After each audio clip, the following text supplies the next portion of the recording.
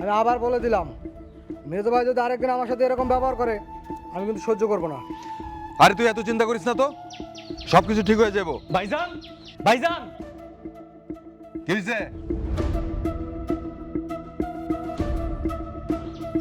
শাড়ির মতো চিল্লাতে তোর লিগা? তোমার সাথে আমার কথা আছে। কি কবি ক? আমি যে প্রবাসে থাকতে 45 লক্ষ টাকা পাঠাইছি, সে টাকাগুলো কি করছো? আমার ফেরত দাও। কি হইলো?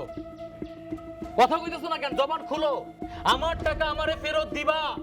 আরে কইলাম তো, কিসের টাকা তোরে ফেরত দিমু? আমাদের কাছে তো তোর কোনো টাকা নাই। ভাইজান, তুমি এটা কি বললা? হ্যাঁ, আমি ঠিকই কইছি, আমার কাছে তোর কোনো টাকা নাই। আমার সব টাকা ফেরত দিবা। ভাইজান, একটা কথা ভুলা যায়ও না, রক্তের সাথে বেইমানির ফল কোনো দিনও ভালো হয় না।